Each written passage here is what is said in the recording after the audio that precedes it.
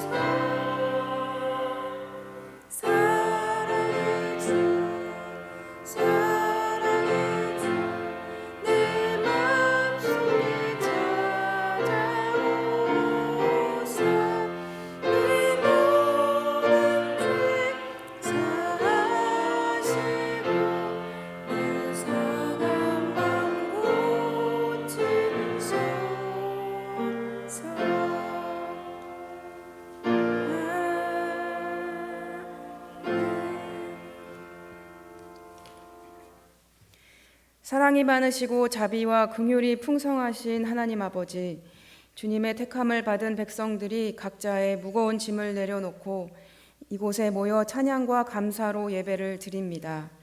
주 앞에 겸손한 마음으로 서 있는 저희를 성령으로 충만케 하셔서 하나님께서 기뻐하시는 예배를 드리게 하옵소서. 생명수와 같은 은혜의 말씀으로 지친 몸은 어루만져 주시고 상한 마음은 위로해 주시옵소서. 주님의 음성을 들을 때에 연약해진 성도들의 믿음이 다시 한번 소망으로 굳세어지게 하옵소서. 예배의 주관자 되시는 우리 구주 예수 그리스도의 이름으로 기원하옵나이다. 아멘. 나는 전능하신 아버지 하나님 천지의 창조주를 믿습니다. 나는 그의 유일하신 아들 우리 주 예수 그리스도를 믿습니다. 그는 성령으로 잉태되어 동정녀 마리아에게서 나시고 본디오 빌라도에게 고난을 받아 십자가에 못 박혀 죽으시고 장사된 지 사흘 만에 죽은 자 가운데서 다시 살아나셨으며 하늘에 오르시어 전능하신 아버지 하나님 우편에 앉아 계시다가 거기로부터 죽은 자를 심판하러 오십니다. 나는 성령을 믿으며 거룩한 공교회와 성도의 교제와 죄를 용서받는 것과 몸의 부활과 영생을 믿습니다. 아멘.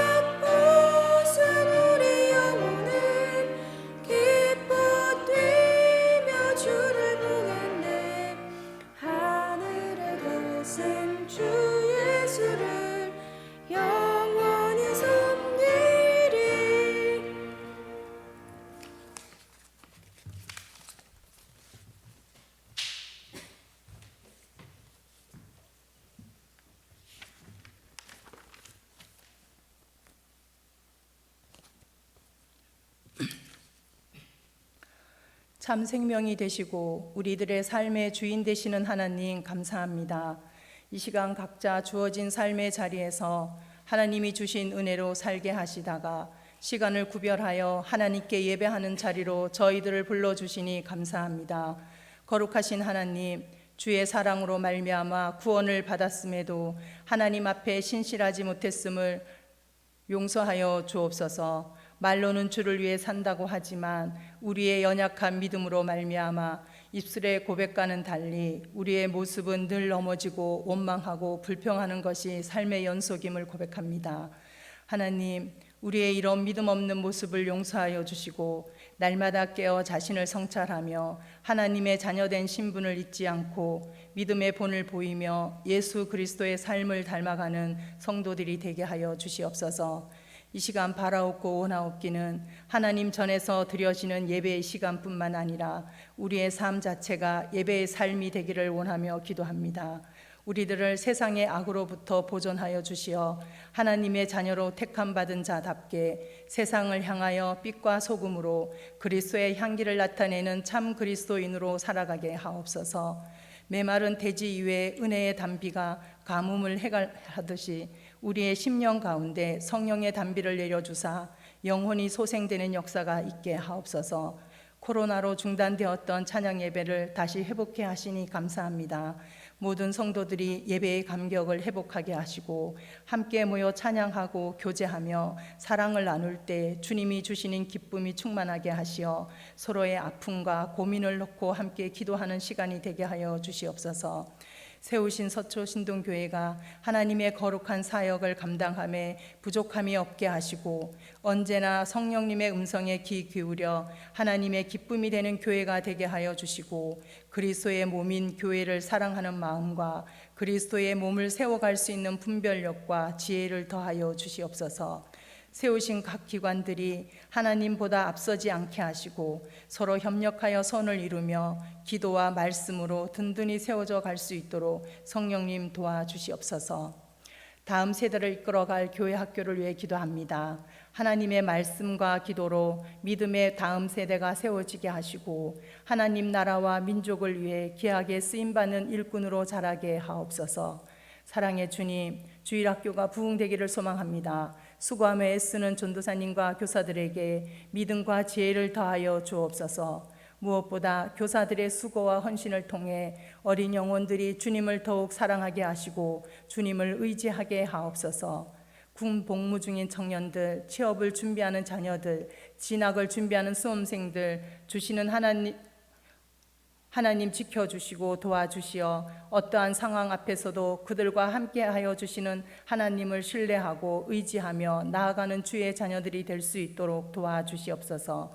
세계 곳곳에서 복음 전하는 선교사님들을 안전하게 지켜주시고 북한의 지하교회 성도들의 눈물의 기도를 들어주시어 하루속히 복음 통일을 이룰 수 있도록 도와주시옵소서. 연로하신 어른들 건강을 지켜주셔서 예배의 자리를 지킬 수 있도록 강건함을 주시옵소서.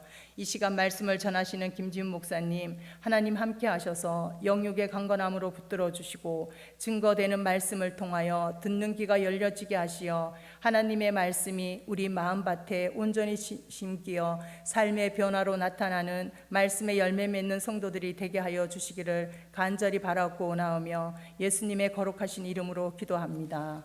아멘.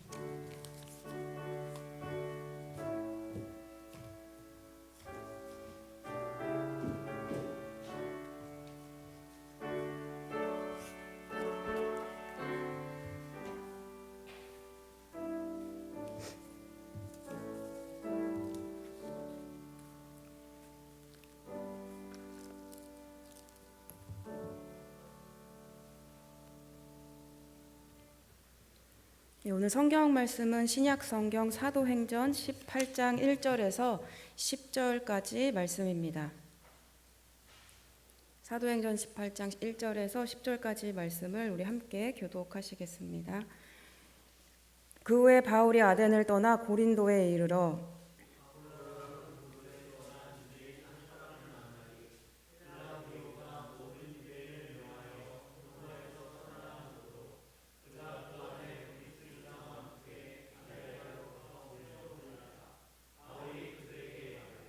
생업이 같음으로 함께 살며 일을 하니 그 생업은 천막을 만드는 것이더라.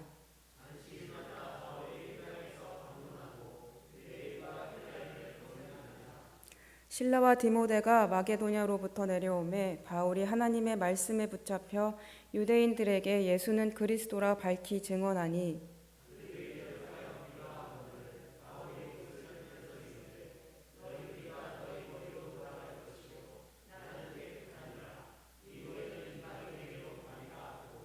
거기서 옮겨 하나님을 경외하는 디도 유스도라 하는 사람의 집에 들어가니 그 집은 회당 옆이라.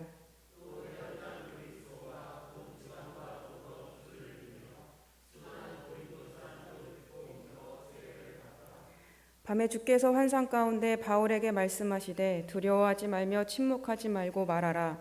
내가 너와 함께 있음에 어떤 사람도 너를 대적하여 해롭게 할 자가 없을 것이니 이는 이 성 중에 내 백성이 많음이라 하시더라. 아멘. 우리 함께 인사하실까요? 하나님이 함께 하십니다. 네, 하나님 함께 하십니다. 우리 계속해서 바울의 선교 여행을 함께 하고 있습니다. 우리 지도를 함께 보시면 이제 바울이 빌립보를 통과하고 데살로니가를 지나서 베레아라는 곳을 지나갑니다. 그리고 아덴이라고 하는 아테네에 이르는 여정까지 바울이 이동하고 있습니다. 그리고 오늘 본문에 등장하는 고린도는 바로 이 아테네에서 고린도로 들어가는 장면입니다. 1절 말씀을 보니까 바울이 이 아테네를 떠나서 고린도에 도착했다라고 이야기합니다. 이 고린도라는 도시는 이전에도 몇 번 말씀드린 적이 있었는데, 이 고린도라는 도시의 특징은 그렇습니다. 이 로마 사회의 가장 큰 도시 중에 하나였고 항구 도시였습니다. 그래서 이 고린도는 무역을 통해서 부유함을 얻었던 사람들이 많았습니다. 또 이 부유함을 바탕으로 이 화려한 문화를 가지고 있고 또 향락이 끊기지 않는 도시였습니다. 그래서 이 당시에 고린도 사람 같다, 고린도 사람 같다라는 말은 굉장히 방탕하고 좀 음란하고 그런 사람을 뜻하는 그런 말을 비유할 정도로 이 고린도라는 도시는 그런 도시였습니다. 이 무역을 통해 부유해진 사람이 많다 보니까 자신도 성공을 위해서 이 대도시로 그렇게 끊임없이 사람들이 이곳에 이방인들도 오고 그러나 끊임없이 채워지지 않는 욕망을 갖고 있는 사람들이 모여 있는 곳이 바로 고린도라는 도시였습니다. 근데 이 고린도에 바울이 도착하여 고린도에 있었을 때 이 바울의 상태에 대해서 이렇게 이야기를 합니다.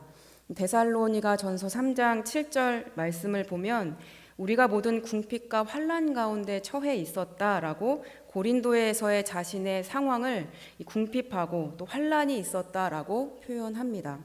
또 이어서 고린도 후서 11장 9절 말씀을 보면 내가 너희와 함께 있을 때 이 비용이 부족했다라는 표현을 사용하기도 합니다.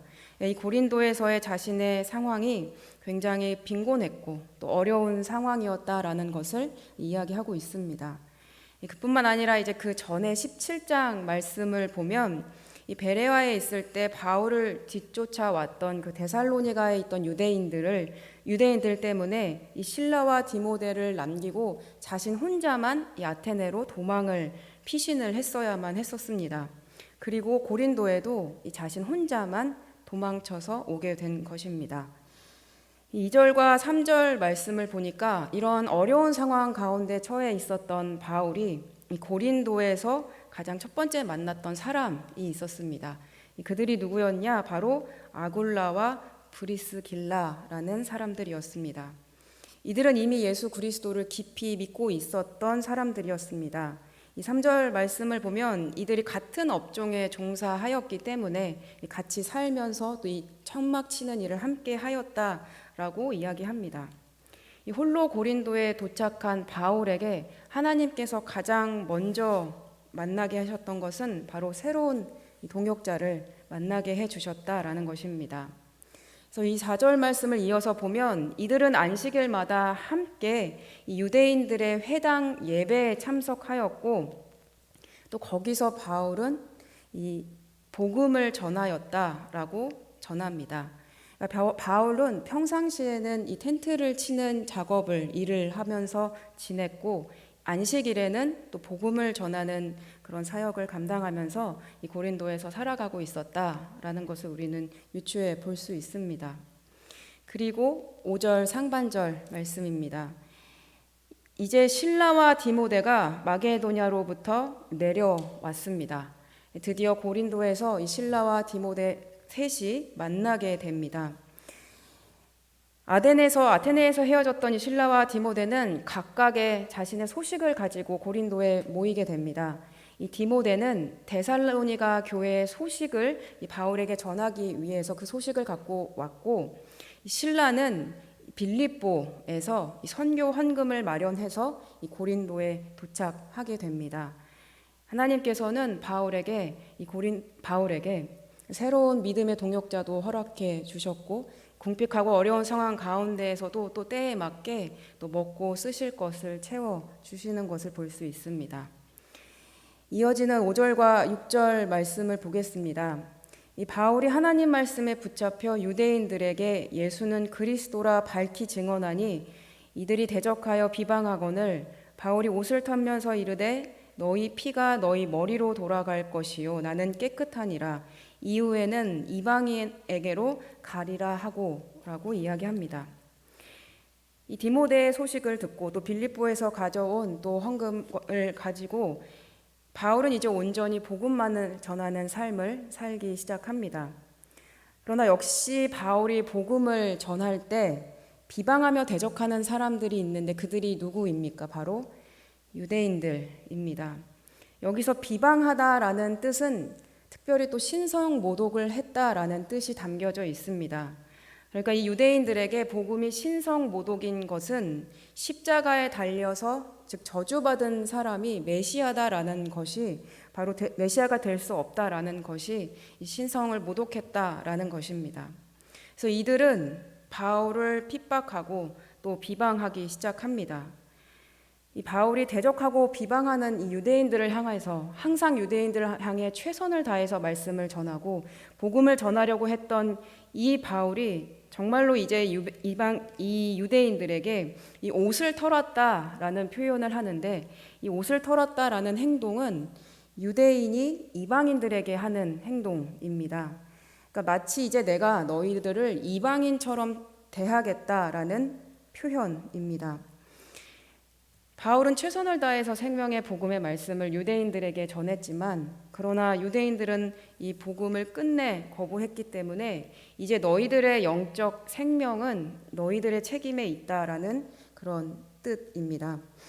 이렇게 바울이 유대인들에게 결별을 선언하고 그리고 찾은 곳은 바로 디도 유스도라는 사람의 집입니다. 이 7절 말씀을 보니까 바울이 이제 발걸음을 옮겨서 하나님을 경외하는 디도 유스도라 하는 사람의 집에 들어가니 그 집은 회당 옆이더라 라는 말씀을 성경은 전하고 있습니다. 이 디도 유스도라는 사람은 회당장에서 바울이 전했던 복음에 감동하여서 이 자신의 집에 초대하여서 이 바울을 초대하여서 예배를 드리기 시작합니다. 이 예배를 드리는 장소를 자신의 집을 제공하기 시작했고 이것이 바로 고린도 교회의 시초가 되는 장소이기도 합니다. 이후에 8절 말씀을 보니까 이 디도유스도라는 사람뿐만 아니라 이 회당장 그리스보라는 사람의 이야기가 나옵니다. 이 회당장 그리스보는 당연히 유대인이었습니다. 근데 이 회당장 그리스보가 예수 그리스도를 믿게 되었고 복음을 믿게 되었고 그리고 바울에게 직접 세례를 받았으며 그뿐만 아니라 온 집안이 예수 그리스도를 믿게 되었다라고 성경은 이야기합니다. 그런데 이 당시에 회당장이 예수 그리스도를 믿게 된 것은 아마 고린도 유대인 사회 가운데에서 엄청난 그런 파문을 일으켰을 것입니다. 그래서 바울은 수없이 2차 전도 여행을 다니면서 이 유대인들에게 핍박하고 마저 죽을 뻔하며 그곳을 떠나 고린도까지 오고 나서 또다시 유대인들의 핍박이 시작되고 큰 요동이 생기는 것이 두려워지기 시작했습니다. 그래서 바울은 고린도전서 2장 3절에 자신이 고린도에 있었을 때 심히 두렵고 떨렸다라고 전합니다. 바울은 복음을 전할 때마다 유대인들에게 핍박을 당했습니다. 이 바울은 유대인들에게 정말로 복음을 전하고 싶었지만 늘 실패하기 시작했습니다. 사람이 실패가 반복되면 도망가고 싶고 다시 도전하고 싶지 않기 마련입니다. 실패에 대한 두려움이 생기면 그냥 포기하고 싶어지는 것입니다. 헬라어의 두려움이라는 단어의 원어를 뜻을 살펴보니까 이 원어 단어에는 도망치다라는 뜻이 숨겨져 있습니다. 이 성경에서 두렵다라고 말하는 이 표현 가운데 도망치고 싶다라는 마음이 연관되어 있다라는 것입니다. 바울은 이 유대인들 사회에서 도망치고 싶었습니다. 더 이상 유대인들에게 복음을 전하고 싶지 않았다라는 것입니다. 그런데 그런 바울에게 하나님께서 어떻게 말씀하시느냐? 9절 말씀입니다. 밤에 주께서 환상 가운데 바울에게 말씀하시되 두려워하지 말며 침묵하지 말고 말하라. 두려워하지 말고 침묵하지 말라, 잠잠하지 말고 말씀을 전해라 라는 것입니다. 사람들은 보통 힘들고 어려운 상황 가운데 있을 때 내가 힘들고 어려운 상황인지 잘 모릅니다. 그러나 하나님께서는 우리 안에 무슨 마음이 있고 어떤 걱정이 있고 또 얼마나 지쳐 있는지 하나님은 다 아시는 그런 하나님이십니다. 하나님께서 그 바울의 마음을 보셨고 그리고 정확한 때에 나타나셔서 두려워하지 말고 잠잠하지 말라라고 말씀하십니다. 이 바울의 심령이 위축되어 있고 또 영적인 위로와 격려가 필요했다라는 것을 하나님께서는 바울에게 항상 정확한 그때의 환상으로 나타나셔서 항상 말씀하시고 위로를 주시며 또 힘을 주십니다. 그러나 하나님께서는 거기에 그치지 않고 반드시 약속을 함께 주십니다. 10절 말씀입니다. 내가 너와 함께 있음에 어떤 사람도 너를 대적하여 해롭게 할 자가 없을 것이니 이는 이성 중에 내 백성이 많음이라 하시더라. 하나님께서는 어떤 약속을 하십니까? 첫 번째, 내가 너와 함께 있겠다라고 말씀하십니다. 우리는 어떤 어려운 상황 가운데 처하면 하나님이 함께 있지 않다라는 그런 마음이 들기 시작합니다. 그래서 하나님께서는 가장 먼저 바울에게 이야기했던 것이 내가 너와 함께 있다라는 것이 사실입니다. 두 번째 말씀하시는 것은 무엇입니까? 너를 대적하여 해롭게 할 리가 없다라고 말씀하십니다. 이 이야기가 무엇입니까? 앞으로 바울이 전혀 박해를 받지 않거나 어려움을 당하지 않을 것이다 라고 말씀하시는 것입니까? 그런 게 아니라 앞으로도 너는 어려움에 처할 수도 있고 고난에 당할 수도 있지만 그러나 그때마다 너를 해칠 자가 없게 할 것이다. 내가 너와 함께 할 것이고 그 어려운 상황을 넉넉히 극복하게 해 주실 분이 바로 하나님이시다. 내가 너를 지켜줄 것이다 라는 약속을 해 주십니다. 마지막으로 어떻게 말씀하십니까? 바울에게 이 고린도라는 도시에 내 백성이 많다라고 말씀하십니다. 너가 복음으로 증거해서 구원해야 될 백성이 이곳에 많다라고 말씀하십니다. 무슨 말입니까? 마지막으로 하나님께서는 다시 한번 바울의 갈 길에 대해서 사명에 대해서 확신하고 그 길을 제시해 주십니다. 바울은 어떻게 합니까? 11절 말씀을 보니까 그렇게 고린도에서 1년 6개월을 더 머물며 많은 사람들을 또 세우고 또 교회를 세워가는 모습을 우리는 볼 수 있습니다. 바울은 고린도에서의 생활을 지나고 이렇게 고백합니다. 빌립보서 4장 11절에서 13절 말씀을 보면 유명한 고백이 있습니다. 바로 내가 일체의 비결을 배웠는데 그게 무엇이냐? 비천에 처할 줄도 알고 풍부에 처할 줄도 알며 내가 능력 주시는 자 안에서 모든 것을 할 수 있다라고 고백합니다. 근데 이 고백이 어떤 고백입니까? 바울이 이 고백을 할 수 있을 때까지는 너무 많은 고통과 또 상처와 힘든 가운데 고생을 했고 또 오늘 본문에서 나오는 것 같이 두려워함도 있었다라는 것입니다. 그러나 하나님께서는 바울과 언제나 함께 계셨고 또 그에 따라 맞는 도움과 또 동역자와 위로와 힘을 주셨습니다. 그리고 마지막으로 바울에게 늘 하나님의 사명을 허락하셨고 그 사명을 함께 이뤄가 주셨습니다. 사랑하는 여러분, 오늘 이 고린도에서의 바울의 선교 여행을 함께 묵상하시면서 우리가 잠시 기도하기를 원합니다.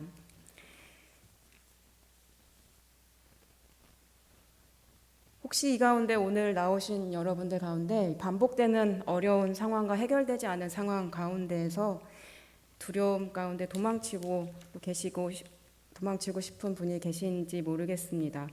오늘 이 시간에 바울과 같은 마음으로 나온 사람이 있다면 또 탄식과 눈물로 기도하셨던 분들이 계시다면 오늘 이 말씀을 묵상하시면서 기도하시길 바랍니다. 하나님께서 우리에게 말씀하십니다. 내가 너와 함께하고 두려워하지 말라라고 말씀하십니다.